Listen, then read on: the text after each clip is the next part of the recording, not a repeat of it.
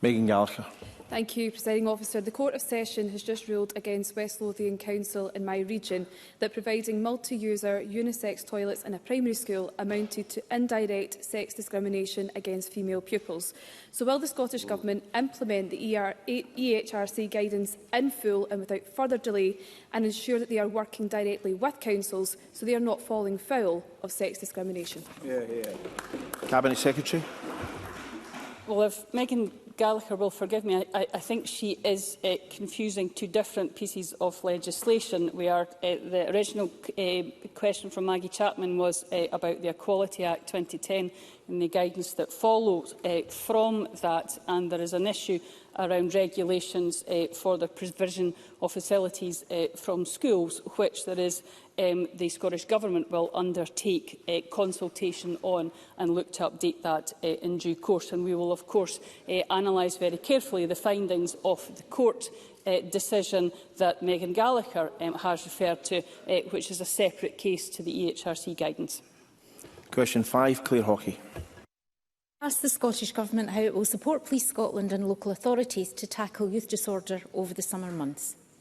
Cabinet Secretary Neil Gray. Presiding Officer, the Scottish Government is committed to tackling all forms of antisocial behaviour and violence in our communities, and any disorder is not acceptable. While operational decisions are for the Chief Constable, the Scottish Government supports both Police Scotland and local authorities to take necessary action suitable for their own communities.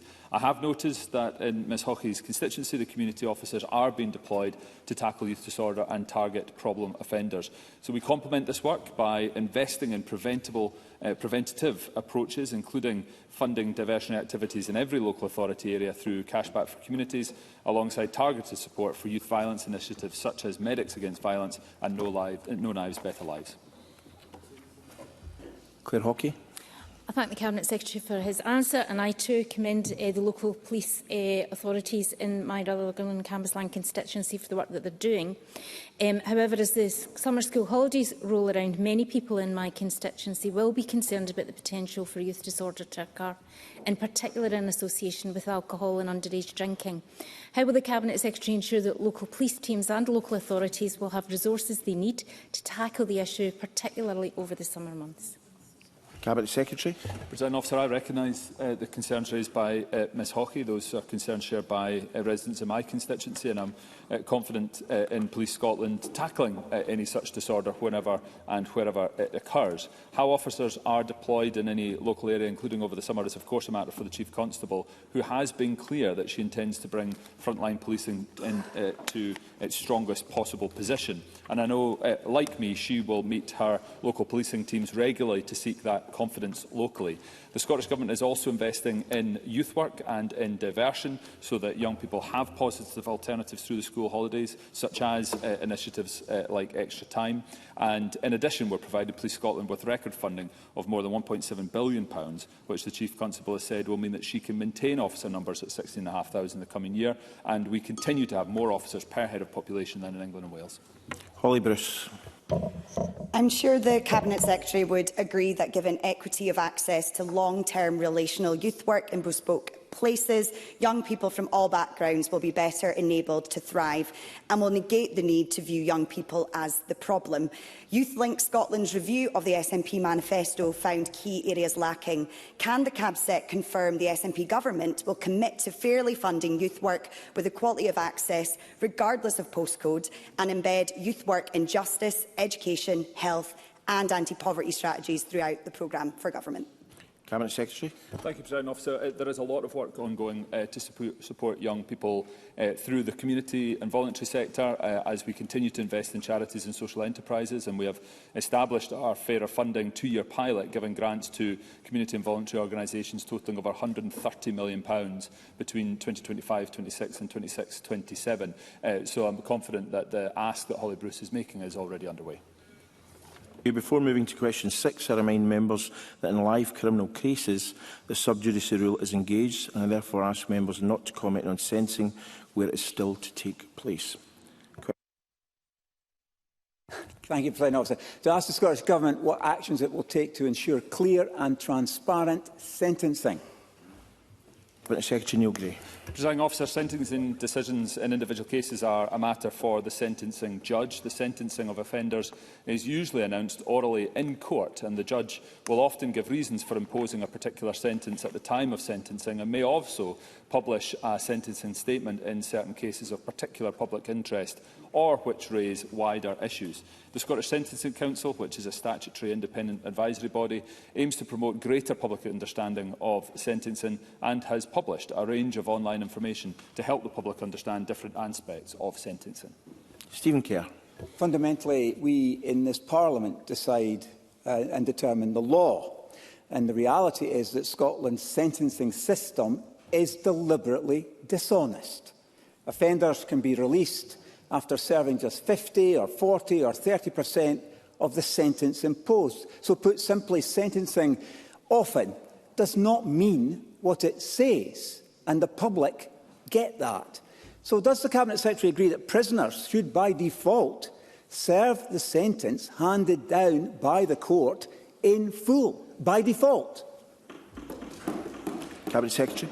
Presiding Officer, Mr Kerr will know and understand, I am sure, that the custodial sentence imposed by the court is generally not the same as, say, the length of time a person will spend in custody. This does not mean the sentence has changed, but rather reflects that a sentence will last the length of time a court imposed, but it may be subject to enforcement both in custody and in the community. This is all long-standing as part of Scots law and how it operates and has operated under many different administrations with a lot of existing infrastructure, originally set in the mid-1990s by the then UK Government. Paul McLennan. Presiding Officer, as the efficient and fair function of Scotland's justice system is a priority for all in this chamber, does the Cabinet Secretary agree with me on the importance of our sentencing council and courts working independently to ensure this objective?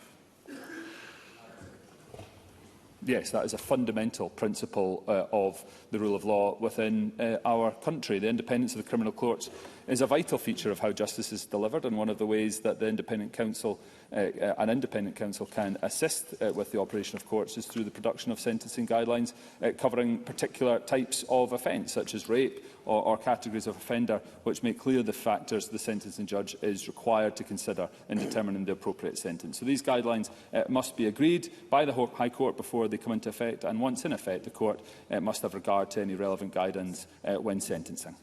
Question 7, Alan Brown. To ask the Scottish Government what recent assessment is made of future journey times and cross-border services between Scotland and London once HS2 is operational, including how passenger service and demand will be affected. Cabinet Secretary Stephen Flynn. Presiding Officer, HS2 is one of the most delayed and over-budget projects ever. Unfortunately, that means that I can't provide Mr Brown with the journey time forecast he would like, but what I can do is say to him that I hope to return to the Chamber upon completion of the project in 2043 to advise him further. Alan Brown. I thank the Cabinet Secretary for that answer. As he says, it's going to be nearly 20 years before HS2 is actually operational, but incredibly they've actually already placed orders for trains. And the problem is with these trains, it means fewer seats in cross-border services, it means journey times in the West Coast mainline section will take longer, and therefore people are actually going to have to pay more for the privilege of a worse service. And even worse, if these trains come in before HS2 is live, the journey times will be even longer than present, harming Scotland's economy. So what can be done to make sure we are not an afterthought? Cabinet Secretary. Unfortunately, Presiding Officer, I think Scotland's always an afterthought to Westminster politicians, but I do indeed share Mr Brown's concerns, and I will raise them as quickly as I possibly can with the relevant UK Government Minister. Question 8, Laura Moody. To ask the Scottish Government what discussions it has had with Stagecoach regarding the reported ongoing punctuality and cancellation issues affecting the X74 service between Dumfries and Glasgow, including regarding what steps are being taken to ensure value for money when services fall below acceptable reliability standards. For her question, I can advise her that my officials are in regular contact with Stagecoach on a wide range of issues impacting the bus sector. But I must remind the Chamber that punctuality and reliability of individual services are a matter for the operator. The majority of bus services in Scotland operate in a deregulated market and must be registered with the Traffic Commissioner for Scotland. The Commissioner can determine if an operator is failing to run services in line with their registration and has the power to take action against any of them at that point. Laura Moody. Thank you, Cabinet Secretary. Passengers left stranded in the middle of the night by a recent incident by Stagecoach included vulnerable young people, and they were given no information or support by the operator. Given the significant public subsidy that Stagecoach receives, will the Scottish Government accelerate its work to support greater public control of bus services, including franchising, so reliability and passenger safety come before private profit? Cabinet Secretary. Thank you, Presiding Officer. I'm very disappointed to hear about the experience of those young people, and if Ms Moody would like to speak to me further in relation to that, I'd be more than happy to do so. With regards to franchising, this Government, obviously through the Transport Scotland Act 2019, has sought to empower local authorities in that regard, and we will invest £4 million in 2026-27 to support local authorities to build business cases in that regard. Craig Hoy. Thank you, Presiding Officer. The Transport Secretary will be aware that people in Moffat and Dumfries are very concerned about the parlous state of bus services, particularly the X74. But last summer, the entire bus network across Dumfriesshire nearly fell apart when Stagecoach headed for the exit, and this is a legacy problem. So will the Minister now agree to meet with me to discuss my constituents' real concerns about how we get fair funding for rural bus services? Cabinet Secretary. I'm of course happy to meet with the member, and I would certainly sympathise with the impact it has had upon his constituents. Hopefully at the meeting we do have, he can then outline whether he supports franchising or not. Question 9, Michael Mara. To ask the Scottish Government what its position is on whether there should be parity of access to justice for all former patients affected by the actions of Sam El-Jamel, regardless of whether treatment was received through NHS Tayside or privately. Cabinet Secretary Angela Constance. Presiding Officer, the Scottish Government expects any legal cases raised by former patients of El-Jamel to be considered fairly and on a case-by-case basis. All claims brought by former patients will ultimately be determined by the courts. The judicial process in Scotland is independent. Ministers do not have the power to instruct private companies or entities in relation to their approach to litigation. However, Scottish courts have discretion to disapply the time bar where it is equitable to do so. Michael Mara. I thank the Cabinet Secretary for her answer and for her understanding of this issue. Clearly, the time bar was set aside by NHS Tayside. It's allowing victims now to have the chance of justice. Will the Cabinet Secretary meet with me, victims and Willie Rennie MSP to discuss how we can get to the bottom of the legal culpability of the private patients in this, and to make sure that we can make the case to them that they should do the same, set the time bar aside and allow these patients who have suffered over a period of decades to access justice? Cabinet Secretary. Presiding Officer, I do very much appreciate the member's advocacy for the former patients of El-Jamel. He does, of course, raise a point of principle that I'm sure the Chamber will understand. On behalf of the Scottish Government, I can say that we were very encouraged by NHS Tayside's decision in February of this year to reset the time bar for these former patients. It is, of course, for the independent care providers to determine whether or not to plead the time bar, but it is, of course, important that Mr Mara has had the opportunities today to put his concerns and his appeal on behalf of his constituents on the parliamentary record. In terms of the courts, as I indicated, they do retain discretion to set aside time limits where it is equitable to do so, ensuring cases can be considered fairly on their individual merits. And while I am limited in my powers in this regard, I do not think it will cause any harm to have a discussion with Mr Mara or Mr Rennie, as long as we are clear about the ministerial boundaries which I must adhere to. Question 10, Ariane Burgess. To ask the Scottish Minister, in light of the growing number of people swimming in Scotland's waters and the UK Government bringing forward a clean water bill, what consideration is being given to introducing equivalent legislation in Scotland? Cabinet Secretary Gillian Martin. Scotland already has a legislative framework which supports improvements in the water environment. We have 90 sites that are designated as bathing waters, and last year 97% of those sites achieved the required bathing water standards. The Scottish Government is considering our water-related policies to ensure that they continue to meet the public's expectations and deliver adaptation to the growing impacts of drought and flooding arising from climate change. Our publicly owned water and wastewater services are funded by customers, with all profits going back into improvements in infrastructure. Ariane Burgess. My constituents in Tinnabrooch want to swim in and restore the sea on their doorstep, but a broken sewage system is making the water too toxic to enter. Will the Minister agree to visit Tinnabrooch with me to see the situation for herself and to commit to closing Scotland's sewage monitoring gap as a first step towards clean water legislation? Cabinet Secretary. Well, I thank Ariane Burgess for that invitation. Like me, she probably takes to the open water ourselves, and obviously we need to make sure that before we go into the water that we check all the conditions but through the SEPA website before we do so, because there are lots of ways in which the water can become unsafe, which aren't just related to anything to do with the wastewater system. Sites designated bathing waters where a large number of people are expected to bathe have regard for the past trends and infrastructure facilities provided. There's no statutory process for the designation of a new bathing water, and proposals are often made by local authorities. But in terms of our invitation to come to Tinnabrooch, I'll consult with my private office and see if we can fit that in over the summer. It would be my pleasure. Patricia Gibson. Thank you, Presiding Officer. The 2026 bathing season is indeed upon us. The Cabinet Secretary will be aware of SEPA's proposals to close its network of live electronic signage, and instead of posting daily water quality predictions or pollution event warnings directly at beaches, it will instead rely on the use of a QR code and posters linking to the SEPA website. Does the Cabinet Secretary share my concerns that this may well compromise accessible and clearly visible live public information at beach locations, which is a key statutory duty under the Bathing Water Scotland regulations? Cabinet Secretary.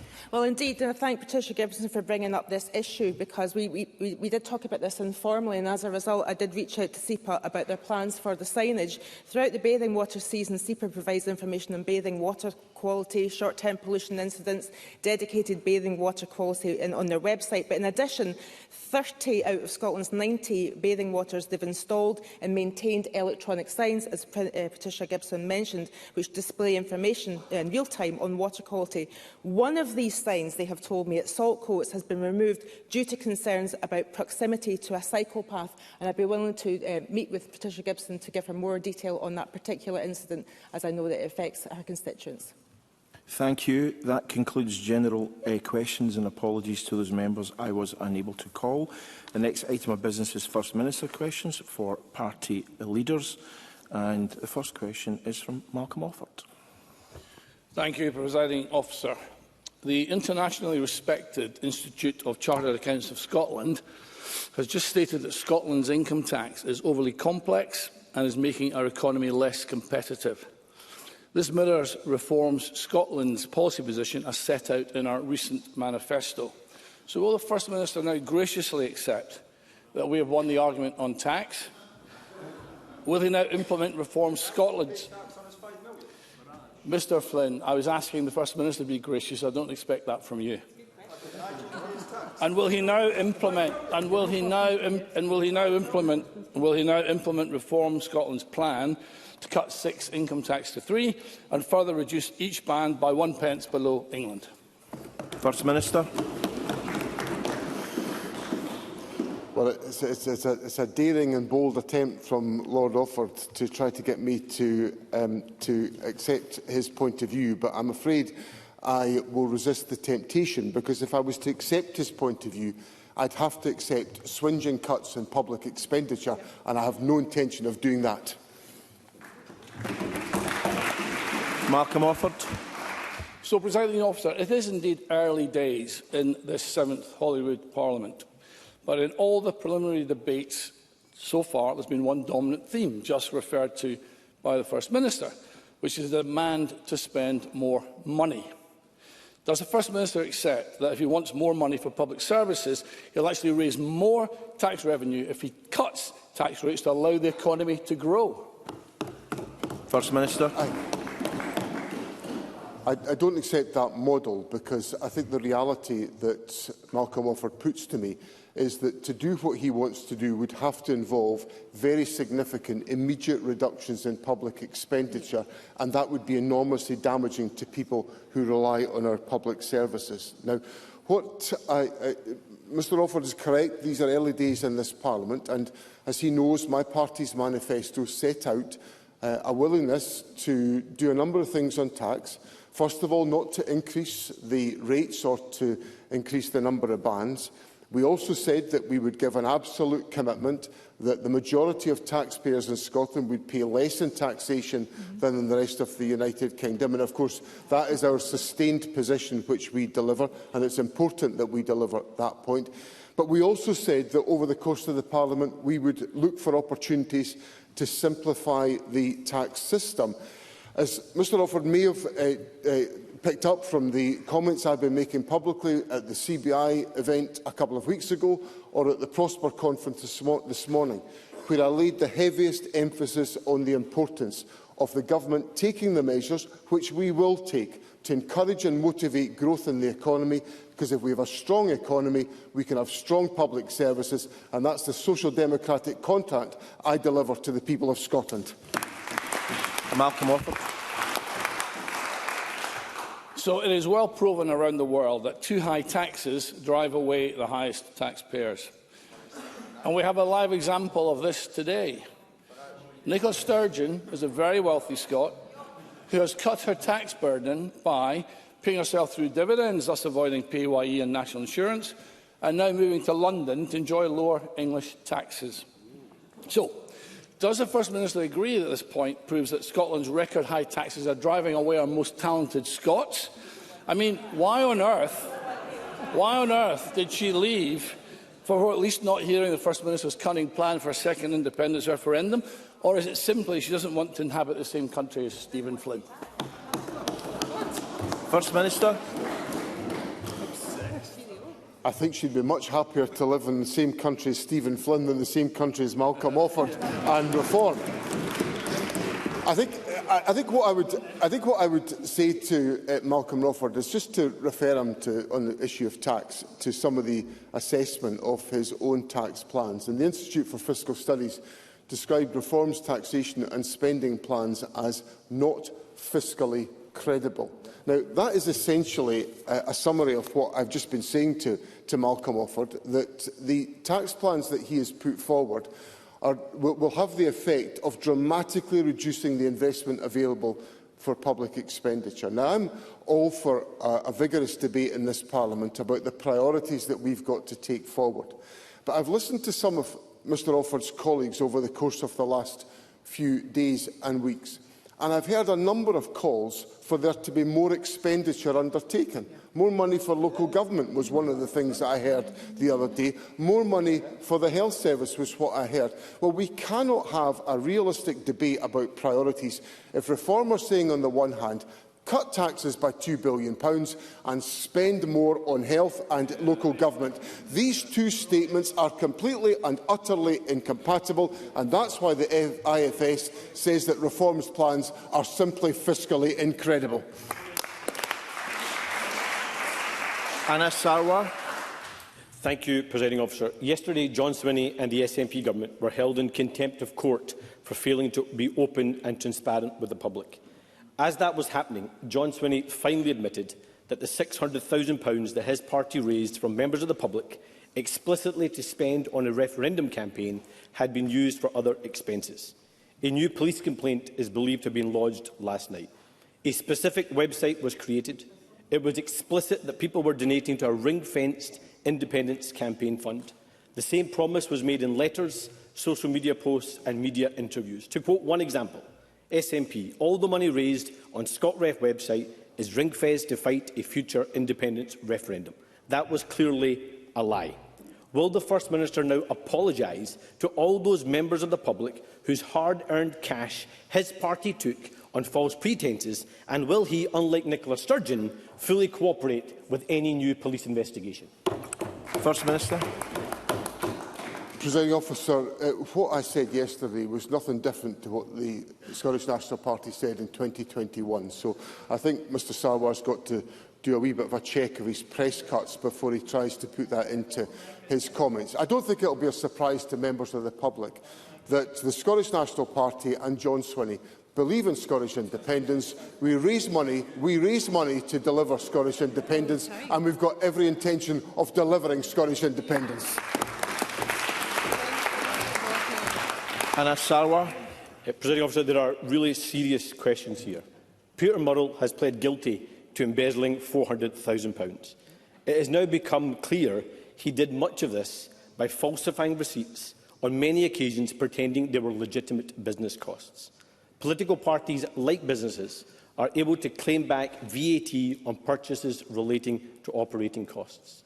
That means fraudulent purchases recorded by the SNP using phony receipts may have been included in any reclaimed VAT. For example, the £124,000 camper van recorded in the system as a van will be subject to 20% VAT. The £3,000 robotic lawnmower recorded as legal fees will be subject to VAT. Or the ridiculous luxury egg poacher recorded as an Ethernet cable will be subject to VAT, all potentially illegally reclaimed from HMRC. Today, we have written to His Majesty's Revenue and Customs asking them to launch a full investigation into the potential defrauding of the public purse. So can I ask John Swinney, would he welcome this investigation, and will he launch his own audit so we can make sure that any misused public money can be recouped? First Minister. Let me help Mr Sarwar out with an update on information. The issues in relation to the implications of Peter Murrell's admission of guilt about the embezzlement of Scottish National Party funds does have potential implications in relation to the payment of taxation. That's why the Scottish National Party has already opened up discussions with His Majesty's Revenue and Customs on exactly that point, so that we proactively, in making sure that we deliver the highest standards of financial governance, which is exactly what I preside over, is taken forward at our own request with His Majesty's Revenue and Customs. Anna Sarwar. Can I thank John Swinney for accepting that there could potentially be illegal reclaiming of VAT from HMRC, meaning potential misuse of public money that should not have been claimed because of the fraudulent receipts issued by Peter Murrell. But that also demonstrates that this is the biggest political and financial scandal in the history of the Scottish Parliament, and it goes far beyond the crimes of Peter Murrell. So John Swinney won't get away with the same approach, a culture of secrecy, cover-up and deflection that led to this situation in the first place. Operation Branchform dragged on for almost 4 years. It consumed huge amounts of police time. It cost the taxpayer at least £2.7 million. It has raised profound questions about transparency and accountability at the heart of government. It's brought further scrutiny on the dual role of the Lord Advocate. It has raised issues for the governing party of this country with the misuse of £600,000 of supporters' money, and now there's an acceptance that there is a possible defrauding of public money and HMRC. So my question is this. It is beyond doubt that there should be a parliamentary inquiry. So will John Swinney now finally back that inquiry, or will it require further arrests for the public to get the truth? First Minister. In the course of that rambling explanation from Mr Sarwar, he said that there had been an extraordinary amount of time and resource spent on a police investigation. There has been. There had to be, because my party was the victim of criminal embezzlement by somebody that was trusted in my party. So that investigation had to take place. But what Mr Sarwar now wants to do is to have another investigation, because I presume he didn't like the outcome of the last investigation because it didn't suit the priorities that he's setting out. Now, last night I convened a meeting of my party's National Executive Committee to make sure that we could take the action necessary to address the implications of the conviction of Peter Murrell. We agreed unanimously to act to secure the party's interests by instructing our solicitors to begin action in court to recover the money that's been stolen from us. We have significantly improved our financial procedures and controls over the last few years. I've taken strong action to make sure that we have effective financial management in the Scottish National Party. We've put in place the measures to make sure that we have the highest standards. We've had a police investigation. There can be no higher and more forensic investigation than a police investigation, and I therefore do not support the establishment of a parliamentary inquiry, because we've had an investigation and it convicted somebody for embezzling from my party's funds. Ross Greer.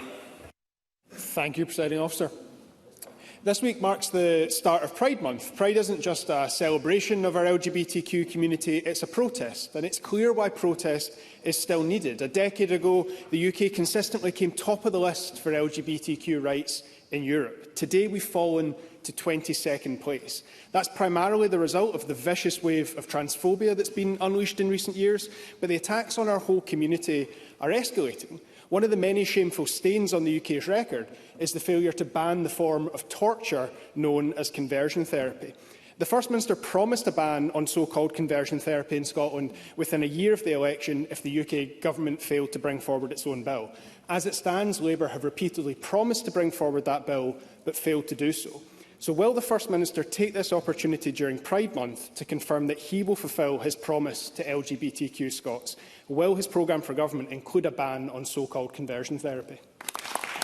First Minister. First of all, President Officer, let me associate myself with the substance of Mr Greer's comments about his concern about the erosion of the position of the LGBTQ community and express my solidarity with the community to ensure that the rights of the community are protected at all times and that they are asserted.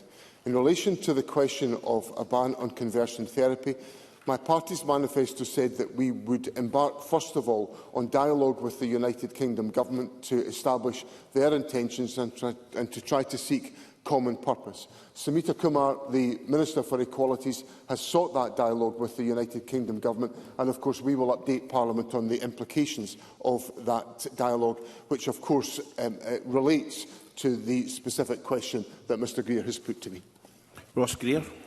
Thank you. I thank the First Minister for his solidarity. I, of course, want, and the Scottish Greens want, to see a UK-wide ban on this form of torture, but the UK Government has made this promise over and over, and it's still not introduced that bill. If they fail to do so again, I would expect to see this in the Scottish Government's programme in September.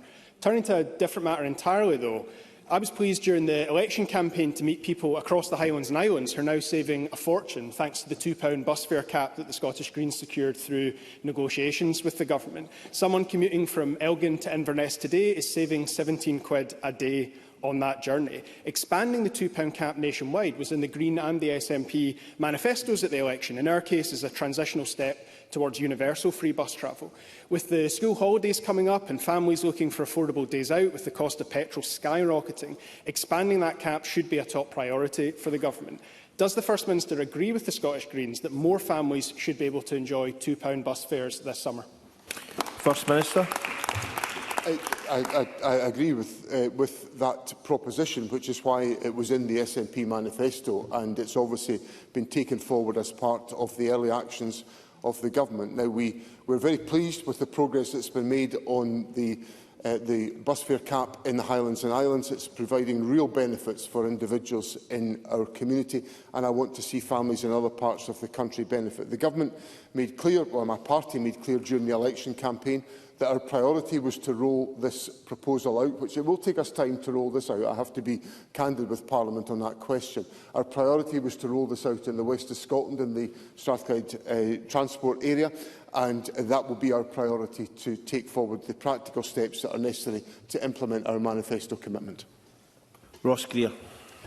As a West of Scotland MSP, I of course welcome the First Minister's prioritisation of Strathclyde Partnership for transport there, but I do believe families across Scotland should be able to benefit from this as soon as possible. Making buses cheaper is only half the picture, though. 40 years after Thatcher privatised the bus network, many communities just don't have the bus services that they need. Fare prices have gone up, but routes have disappeared. This leaves people isolated, and it holds our whole economy back. At the same time, a handful of private bus company owners have become obscenely rich. Some have made so much money from being bus company operators that they can afford to set fire to a pile of their cash by writing £100,000 cheques to the Scottish Labour Party. The Scottish Greens proposed bringing our buses back into public ownership, Presiding Officer, through a bond scheme, but the SNP's manifesto was silent on this question of ownership. Does the First Minister not agree that it's time to end the failed experiment of privatised buses, and will he work with the Scottish Greens to bring our bus services back under public control? First Minister. I've always prided myself on giving avuncular advice to Mr Greer, and all I can say to him is I think he touched a raw nerve with his comment about the bus donations to the Labour Party. And when he made his point, about the free travel in the west of Scotland, I keep on thinking that he's eligible for the under-22s bus pass into the bargain. Let me say seriously that I'm very sympathetic to the points that Mr Greer puts forward, because I think there are a number of very good examples. Well, this city is a shining example of bus transport in public ownership, with outstanding high-quality bus service in the city of Edinburgh. I'm full of admiration for the work that Highland Council is undertaking, where many more services have been brought under public ownership and public control. So the legislative framework is in place to enable that to be the case, and we will want to work with local authorities to try to advance these propositions, because I do think that would be in the public interest. Of course, we can take steps to make public transport more affordable and more sustainable through the steps that we propose with the £2 bus cap and the bus fare cap, and I look forward to engaging, as does the Deputy First Minister, with the Greens on these questions in relation to the financial priorities of the Government. Russell Finlay. Thank you, Presiding Officer. Peter Murrow stole at least £400,000 from the SNP, and he simply couldn't have done this without the protection of his wife, Nicola Sturgeon, and his childhood friend, John Swinney. During this crime spree, the SNP was in receipt of more than £10 million of taxpayers' money. I don't know if Stephen Flynn's cheering me on or heckling me. He's probably cheering me on, keeping his eye on the prize. Last week, John Swinney told me that no public money had been stolen.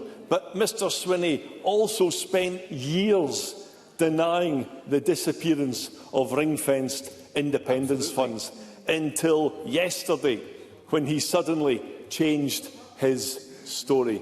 So is John Swinney still 100% sure that Peter Murrow didn't get his sticky fingers on any public money? First Minister. I stand by the comments that I made last week to Russell Finlay. He may have noticed a quote from the Electoral Commission last week, who said that the SNP receive policy development grants as set out in law. Parties have to report on their use of the grant and have that grant expenditure independently audited. The Commission checks carefully that the grant is spent correctly. The SNP have provided those audits. We've checked them, and we've seen no evidence of misuse of policy development grant funds. If there is evidence of any misuse, the Commission will take appropriate action to safeguard public money. Now, those are the words of the Independent Electoral Commission. The police have carried out an extensive investigation and have found nothing to substantiate the abuse that has come from Russell Finlay today. And all I would say to Russell Finlay, as he's complaining about Stephen Flynn barracking him, and he's just barracking me. So I suggest that Mr Finlay should learn some lessons from what he's gone on about and his contributions. But let me just say this to Russell Finlay. Russell Finlay has spent years coming here, abusing me, denigrating... Excuse me, let's hear the First Minister respond. And Mr Russell, you shouldn't heckle a question you yourself have asked when someone's trying to answer it. First Minister. Denigrating my personal integrity and my personal reputation. And I would just point Mr Finlay to the outcome of the election, where the people of my constituency had the opportunity to reject me, having listened to everything that Russell Finlay and everything that his sidekick piled out about me in my constituency, and the Conservatives took another hammering in Perthshire North. Not for the first time, for the 7th time in this Parliament. So people don't listen to Russell Finlay and the Tories.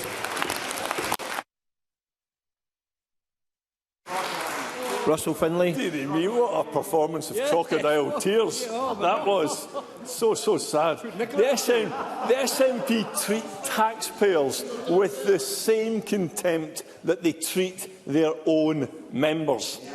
Former accountant Alistair Cameron joined the SNP in the 1960s, before half of that lot were even born, and he donated money for years to your party.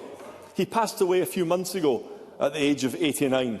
His daughter Susan told me this morning that he would have felt not only betrayed by Peter Murrell's theft, but betrayed by those who didn't stop Peter Murrell, who facilitated and enabled his crime spree. And John Swinney has spent years defending every single indefensible SNP scandal. But all he has in response to the seedy crime spree is angry, fake deflection. John Swinney and Nicola Sturgeon's complex web of stories are You have a question, unravelling. please. Does John Swinney not realise that his leadership is also unravelling because of his central role in this scandal? Your fingerprints are all over it. First Minister. What an absolutely pathetic spectacle to bring to Parliament.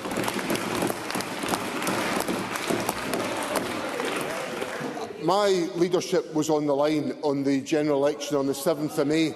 It was paraded by every one of my political rivals, Mr Sawar, Mr Finlay, week after week, questioning my integrity, so it was on the line. And the people of Scotland sent me in here to lead this country, to lead this government. I lead it with privilege and with pride, and I'll always serve the people of Scotland. And Mr Sawar and Mr Finlay will always remain on the back benches, sent out there with a ringing message from the people of Scotland. They're not listening to either of them.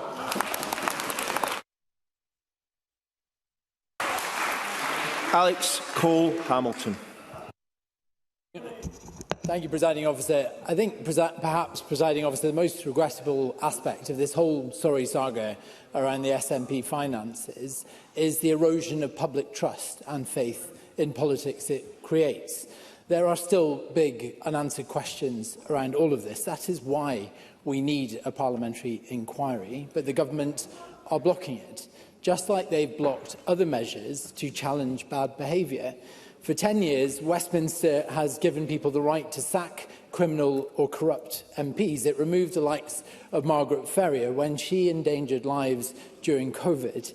We could have had that here in Holyrood, but the SNP blocked it just 3 months ago. Why doesn't John Swinney think that people should be able to have the right to sack their MSPs when there is proven misconduct? First Minister. That's not my position, because just last week, I think, I answered, or maybe it was earlier on this week, I answered a question from Mr Simpson in the course of the last week, in which he asked, would the government bring forward proposals, or would the government cooperate on the formulation of proposals in relation to recall legislation? And I gave Mr Simpson a positive answer. It's an issue that I think that the government is prepared to contribute to this process. I've a debate in my mind about whether it's appropriate for the government to bring forward proposals that affects the status of elected members of Parliament. I'd much rather those proposals come from within Parliament. But if it would be helpful, I would certainly bring forward proposals to enact a workable recall mechanism, because I think it is important that the people have the opportunity to recall members of Parliament who behave inappropriately. So I hope that helps to contribute to Mr Cole-Hamilton's evaluation of how we make progress on these questions, because I want to make sure the highest standards are applied at all times, which is what I do. Alex Cole-Hamilton.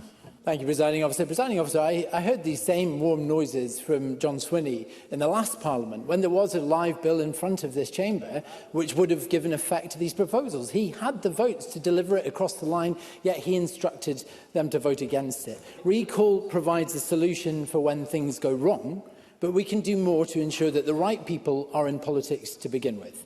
As a former youth worker, I've twice tried to change the law so that elected representatives are subject to the basic safeguarding checks around working with children and vulnerable adults. But again, the SNP government has blocked progress on this. It is time to remove bad actors from public life. I can't believe the First Minister ever wants to go through any of this again. So will he stop standing in the way of efforts to clean up our politics? First Minister.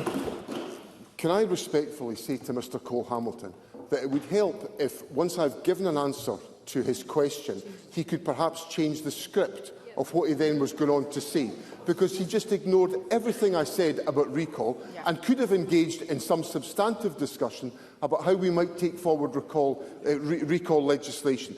Because the issue about the recall legislation in the last Parliament was it was unworkable. And the government can't allow unworkable legislation to go forward. So I'm very happy to engage on this question, but I would respectfully encourage Mr Cole-Hamilton to do likewise. Now, on the issue of PVG checks, I'm very happy to consider it. I don't want bad actors to be operating anywhere in relation to our public services, and I extend that into members of Parliament. So if he wants to advance on this question, he should take a leaf out of the book of Mr Rennie, his next-door neighbour, who suggested the other day that there was opportunities for us to make progress on shared objectives. I encourage Mr Rennie to counsel his colleague next door to him. Give him some more of the constructive advice that Mr Rennie is always sharing with me.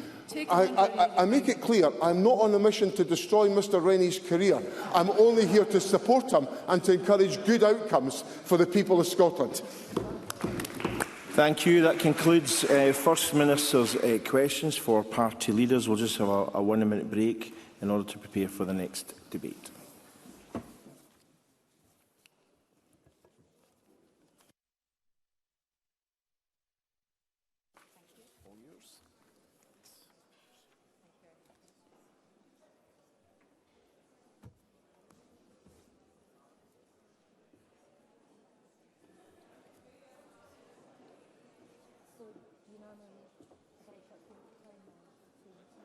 You can tell me later.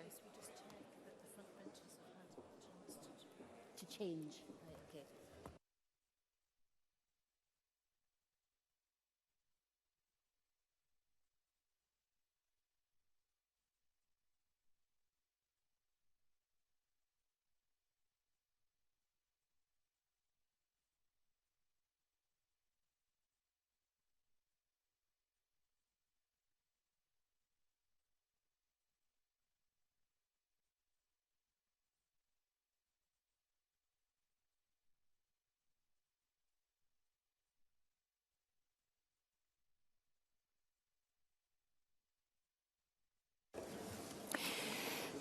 The next item of business is a debate on motion 249 in the name of Jenny Goldruth on wealth taxation for public services, and I invite members who wish to speak in this debate to press their request to speak buttons.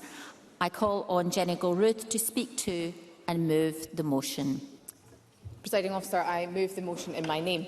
With your indulgence, before I begin today, I am conscious that the Minister for Public Finance, Hannah Mary Goodlad, will give her first contribution in closing today's debate. Now, Hannah Mary's victory in Shetland was one of the biggest highlights in the SNP's recent election victory, and I know that colleagues will have observed, as I did, her energetic approach to winning around the folk of Shetland. Ms Goodlad has secured her seat at the table, and I know I speak on behalf of the whole SNP group when I say how delighted we all are to have her here with us.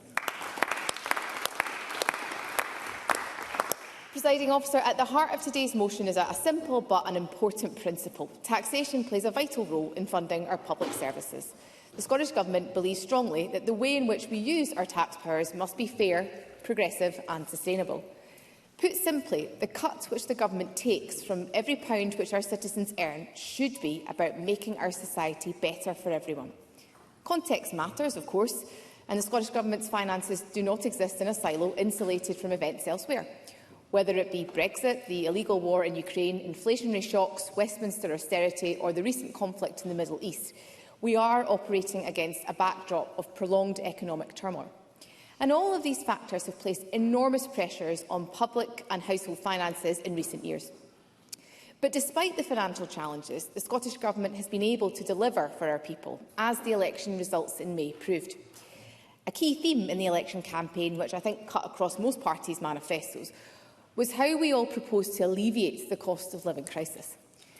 Presiding Officer, across Scotland, the people we all represent are finding it really tough just now. The food shop is up, gas and electric bills are up, rent and mortgage payments up again as inflation remains too high. And regardless of party, our collective priority as a Parliament should be about making a difference to improve the lives of the people that we all represent. And I don't think we are much divided in this Parliament on that aspiration. This Scottish Government believes that the people who earn the most have the broadest shoulders and that they should be expected to make a fair contribution to supporting the running of public services. And in doing this, we have been able to raise an extra £1.8 billion to help support our public services. We've been able to fund new policies. Happy to do so. Craig Hoy. I thank the Minister for taking the intervention and welcome her to her new role. How would she explain, therefore, Scotland's economic performance gap? Jenny Gilruth. Well, as Mr McKee whispers in my ear, that growth in Scotland is growing faster than other parts of the United Kingdom, and in part that has actually been as a part of our approach to a progressive taxation system, which I want to go on to talk about because it benefits our society. I know Mr Hoy is really engaged in this because we need to work together on how we can help support our constituents, regardless of party. We have been able to fund new policies, like, of course, the Scottish Child Payment, which is helping to keep child poverty in Scotland lower than it is in the rest of the United Kingdom. And indeed, Oxford University Professor Danny Dorling has described the Scottish Child Payment Policy as a major contribution in the largest reduction in child poverty anywhere in Europe since the fall of the Berlin Wall. I will reflect, and I'm sure we will hear later today, that there is a general feeling amongst some in the opposition that our approach to social security is out of kilter. We know that some parties in this chamber would rather take from the vulnerable by making cuts to social security benefits to fund lower taxes for those with more. But the financial challenges this country faces were not created by the poor. This SNP Scottish Government will never target those with least to give, Presiding Officer. Now, since the 2018 Social Security Act was passed, we have established a radically different social security system in Scotland, built on dignity, fairness and respect. Our investment in social security supports our national mission to end child poverty. It helps to support poorer families. It helps to support unpaid carers. It helps to support old folk to heat their homes. Social security allows disabled people to live independent lives. Rather than taking from those who are already struggling, we believe instead that the wealthier should pay a little more. People like you, Presiding Officer, on higher than average salaries, people like me, MSPs across this chamber. I doubt you'd hear critique about that from the public. Because our tax system... Happy to do so. Liam Kerr. I'm very grateful to the Minister for taking the intervention. One of her predecessors was famously completely unaware of the principles of the Laffer curve. So can I ask what is her view on that theory and whether it impacts on what she's saying? Jenny Gilruth. Well, Mr Flynn has provided me with an analogy here with the Laffer curve. It went up and then it fell back down. So I'm not sure if Mr Kerr would agree with that analogy. I'm more than happy to have a discussion with him. And of course, Mr McKee, the Cabinet Secretary for Public Service Reform, and the Laffer curve. I know it's a matter that he takes greatly seriously, as he has spoken about the Laffer curve on many an occasion in this Parliament. But it is the case, Presiding Officer, that taxation helps us to improve people's lives. But for taxation to be truly effective, it must do more than raise revenue. It must also create the right incentives to work, to invest and also to grow the economy. And on this point, I would hope there is perhaps greater opportunity for political consensus. Fair and progressive taxation is not a barrier to growth. In fact, it is the foundation of a productive economy, funding the infrastructure, supporting the workforce and providing that stability that businesses depend upon. That is why I'll take Mr Mara, but I'm conscious of time. Michael Mara. I do appreciate the Deputy First Minister giving way. In these matters, her predecessors have taken advice from a tax advisory group. I wonder if she can update us on the status of that. Is it going to be maintained and when will it next meet? Jenny Gilruth. I think Mr Mara is referring to the Scottish Fiscal Commission. Right, okay. I'd like to come back to him in greater detail on that. I met with the Scottish Fiscal Commission earlier today, and we will continue that engagement. But we're looking at a range of ways in which we can better engage with businesses. Mr Maher might be aware of some of the First Minister's comments around about our engagement, particularly with business in recent weeks, and I'll come on to that. And again, I think to give Mr Maher some comfort, the Government will be voting with the Labour Party in relation to their motion later today. I do think more broadly, following the election, we need to look at that engagement in the round and consider if that's the best context. So, without making a decision on my feet today, Presiding Officer, I give Mr Maher an undertaking that I will write to him. I was in a discussion with the First Minister earlier today on these matters, and I don't want to prejudge the outcome of that. But we have to grow the economy, we all understand that, but we're not focused on tackling child poverty to the detriment of economic growth. Rather, that economic growth creates the conditions necessary whereby child poverty can be eradicated. Not growth for its own sake, growth to help support our people. We are rightly focused as a government on creating the conditions for that growth, supporting good jobs, attracting investment and maintaining high-quality public services. And as I said to Mr Maher, that's exactly why the government today will be supportive of the Labour Party's motion. Ultimately, economic growth underpins all that we do in relation to fiscal sustainability. By boosting employment and investment, we expand our tax base, and that in turn helps to fund the public services that our people rely upon. And alongside growing the economy, we know that reform is essential. That's exactly why the First Minister has appointed Ivan McKee to lead this work at Cabinet level. Yesterday, the First Minister and I met with all senior civil servants in the Scottish Government to talk more to that mission. And next week, we will meet alongside Mr McKee with our public bodies and their leaders on exactly the same subject matter.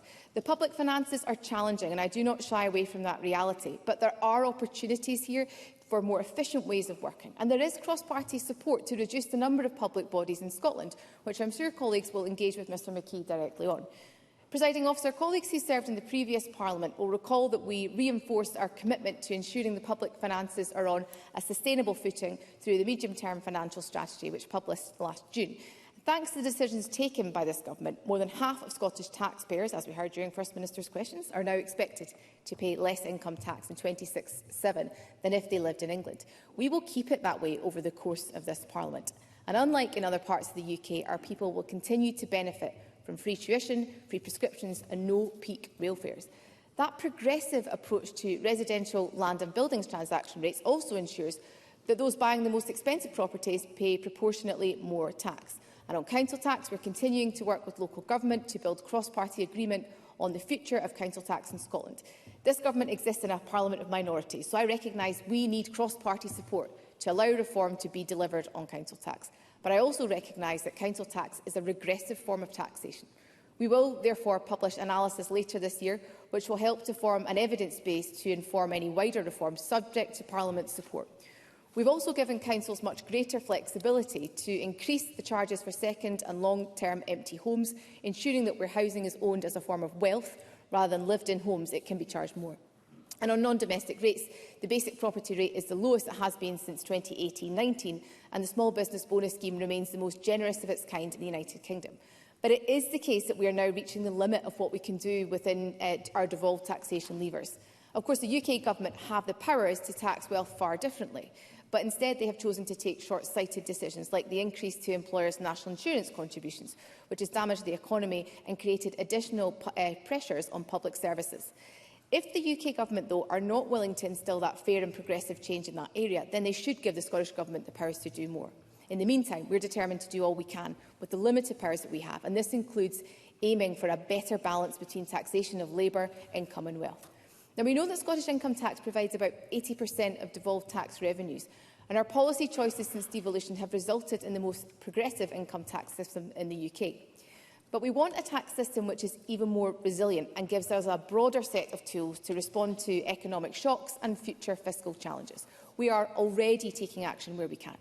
We are delivering on our commitment to introduce air departure tax in April 27, and through this framework we'll introduce a private jet tax from April 28. We know that private jets produce significantly... Happy to do so to Mr Rennie. Willie Rennie. I've been listening carefully to the Cabinet Secretary's contribution, and she has, in passing, referenced the challenging fiscal setup.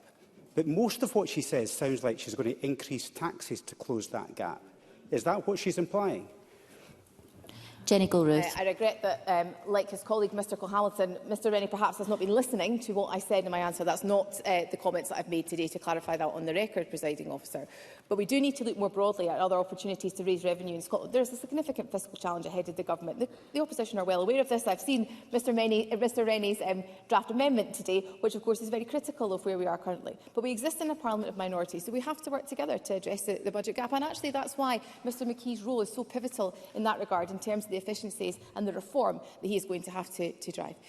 So more broadly, Presiding Officer, this Government believes that those who enjoy that privilege of travelling on private jets should make a fairer contribution to the public finances. But we do want to go further, which is why we're seeking the devolution of further powers to address the issue of private jet ghost flights.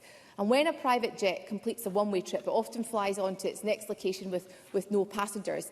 As a tax on the carriage of passengers, those flights would be exempt from air departure tax. Yet those flights still produce emissions and support the activity of the super wealthy, with estimates suggesting up to 41% of private jet flights take off without passengers. It's only right that we explore every possible opportunity to bring this activity into the scope of our progressive taxation system. And we call on the UK Government to devolve those powers to allow us to do so. Presiding Officer, we're also improving fairness at the top end of the council tax system, which is allowing us to raise additional funding to support our public services. Currently, some high-value properties face council tax bills which are not materially different from far more modest homes. So from April 28, we will introduce new council tax bans for properties worth over £1 million. In our tax strategy, we have committed to exploring reforms needed to continue to deliver more sustainable and growing tax revenues in the future. That includes, of course, considering this balance of taxes across labour, income and wealth that I alluded to previously. But to shape those next steps, we're opening up a broad, evidence-based conversation on how Scotland can tax wealth more effectively, bringing together experts and stakeholders from across the country. This work is going to look at new approaches to wealth taxation, but also the opportunities and challenges for a fairer and a more sustainable tax system. And I do today extend an invitation to the opposition to work with the Government on these matters, to be part of that broader discussion, so that we can find consensus as a Parliament on these matters. We know that meaningful reform of wealth taxation in Scotland would need significant cooperation from the UK Government and a fundamental change in relation to where those powers sit. Indeed, I think, as the Scottish Green Party acknowledge in their own manifesto, the prospect of a Scottish wealth tax would only be feasible with independence, or at least the agreement of the UK Government to devolve further those powers. But this Government would far rather, of course, those tax powers were devolved back to Scotland, because an independent Scotland would give us the power to redesign the taxation of our taxation of wealth and other far outdated taxes to work more effectively for the people and the businesses of Scotland. Presiding Officer, the pressures on our public finances are real, and the constraints on what we can currently achieve are significant. I ask parties to engage constructively and openly with the Government about what further steps we can take to consider the right balance of taxation for Scotland. This Government is committed to ambitious reform to reduce costs while increasing the effectiveness of our public services and achieving better outcomes for our citizens. What I'm asking Parliament to do today is to empower us to continue to implement a progressive taxation system, one which asks the wealthiest to pay their fair share while helping the poorest to make ends meet, one which supports our businesses to drive the economic growth that is needed, and one which allows us to deliver better public services for our people while supporting those most in need. Presiding Officer.